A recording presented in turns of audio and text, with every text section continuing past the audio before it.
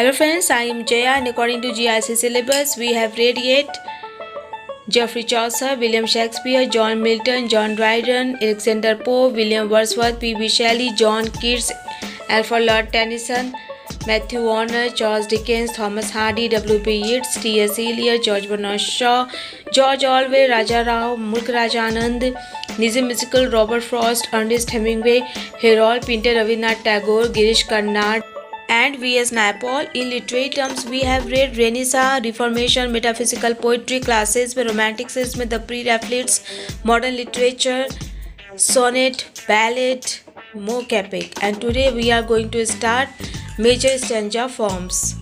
Each stanza is a Katali Kali Turai, a special type of verse, each line having 5 feet and all the 4 lines in the stanza rhyming initially.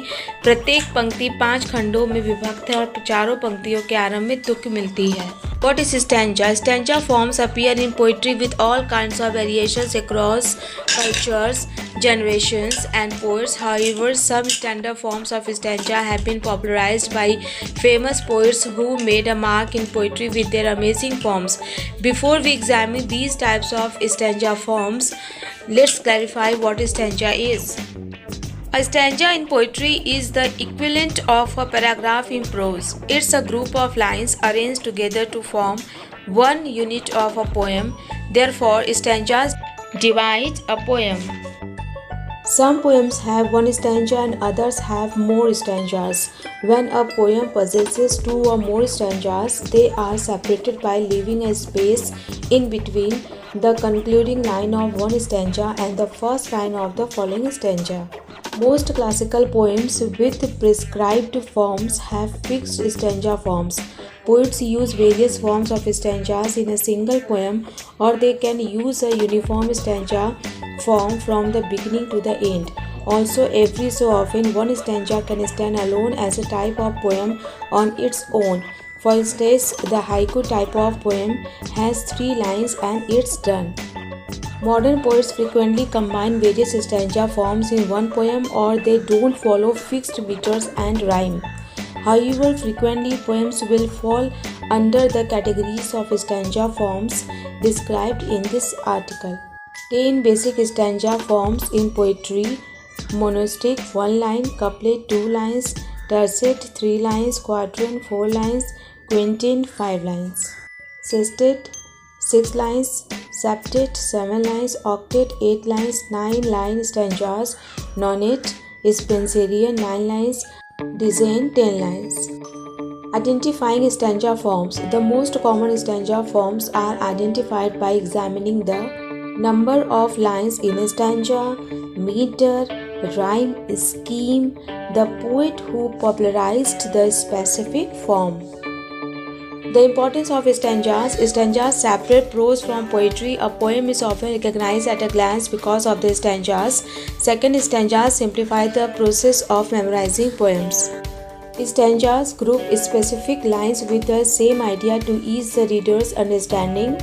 Stanzas help to define formal types of poems. Types of stanza forms. Poets all over the world compose different types of stanzas all the time, with some being unnamed as yet. Stanza forms have acquired a name because of the number of lines per stanza. However, other variations of stanza forms have cropped up because of how widely they have been used or the fame of the poet who is believed to have introduced the form to the world. Continue reading the following list of the most common stanza forms in the world of poetics based on line count. The monistic is a 1-line stanza. It also refers to a 1-line poem. It expresses a complete thought. Example of a monastic stanza or poem: Winter Echo. Winter echo, thin air, my mind is gone. The couplet. This stanza form is made up of 2 lines. Since it has only 2 lines, they must rhyme. Also, classical couplets have the same meter and rhythm. William Shakespeare's sonnets often end with a couplet to summarize the theme of the specific poems. Check out this poem that uses the couplet stanza form: Beasts and Men. The tercet. The tercet has 3 lines. You can use the tercet as a whole poem. The haiku is an example of a tercet poem. When a 3-line stanza rhymes, the villanelle poem is a good example of a type of poem with tercets. It has 5 tercets and a quatrain. Check out this example of a tercet. Finality. Final time to trust, final time to see light, leave to eat. The quatrain. The quatrain is the official term for a stanza of 4 lines. There's no limit to this stanza form. It can rhyme or not. It can have a regular meter or not. In fact, it is a very common stanza form since it is found in many cultures. The quintain. The quintain or quintet stanza has 5 lines. This quinquan is a type of quintet consisting of 5 lines with a fixed syllable scheme per line. Limerick and Tinks poems use the quintet stanza. The following excerpt from a poem called The World, written by George Herbert, applies the quintet stanza form. The world. Love built a stately house where fortune came, and spinning fancies she was heard to say that her fine cobwebs did support the frame. Whereas they were supported by the same, but wisdom quickly swept them all away. The pleasure came who, liking not the fashion, began to make balconies, terraces, till she had weakened all by alteration, but revered laws and many a proclamation, reformed all at length with menace. George Herbert. The sestet or sestain. The sestet stanza form has 6 lines. There is no limit, you may rhyme or not. The sestina type of poem applies this effectively, although the last stanza of a sestina is a tercet. This is an example of a poem which has sestet stanzas. The following is not the complete poem. It's an excerpt of the first 2 stanzas of Elizabeth Bishop's poem known as Sestina. Sestina by Elizabeth Bishop. September rain falls on the house. In the failing light, the old grandmother sits in the kitchen with the child beside the little marble stove, reading the jokes from the almanac, laughing and talking to hide her tears. She thinks that her equinoctial tears and the rain that beats on the roof of the house were both foretold by the almanac, but only known to a grandmother. The iron kettle sings on the stove. She cuts some bread and says to the child. Elizabeth Bishop. The septet. The septet stanza form has 7 lines. As long as the stanza has 7 lines, it's a septet, whether it has a rhyme scheme, regular meter or not. The 7 lines stanza is often used in long poems. The septet can also stand alone as a whole poem. The septet example is the 5th stanza excerpted from Edgar Allan Poe's poem called Annabel Lee. The other stanzas in this poem have 6 or 8 lines, each giving it a distinctive rhythm. Annabel Lee. But our love, it was stronger by far than the love of those who were older than we, of many far wiser than we, and neither the angels in heaven above, nor the demons down under the sea, can ever dissever my soul from the soul of the beautiful Annabel Lee. By Edgar Allan. The octave octet. The octave stanza form has 8 lines. In any meter and rhyme scheme, it can stand as a whole poem. The ottava rima is a type of octet stanza form often found in Italian literature and used to praise heroic deeds. This is the first stanza excerpted from Among School Children by William Butler Yeats. Among School Children. Among school children, I walk through the long schoolroom questioning. A kind old nun in a white hood replies. The children love to cipher and to sing, to study reading books and history, to cut and sew, be neat in everything.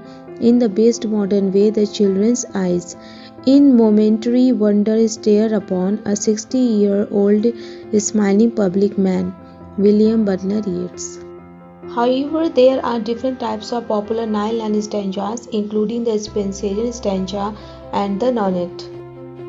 The nonnet. Nonnet is clearly derived from nine. In music, the nonnet is a combination of nine voices, instruments, or musicians.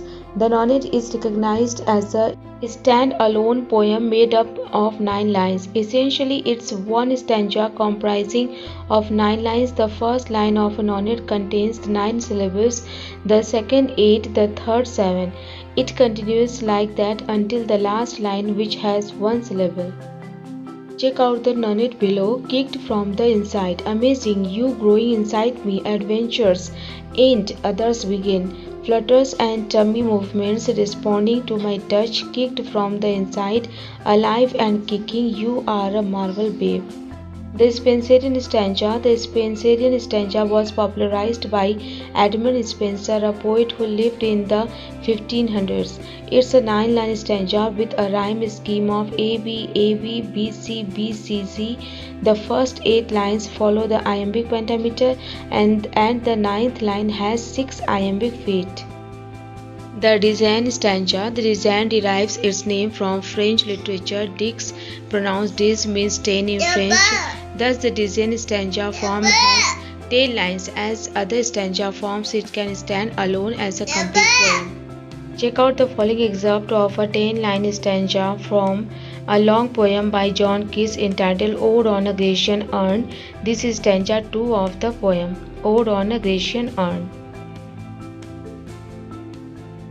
Ode on a Grecian urn, heard melodious are sweet, but those unheard are sweeter, therefore ye soft pipes play on, not to the sensual ear but more endeared, pipe to the spirit deity of no tone, fair youth beneath the trees thou canst not leave.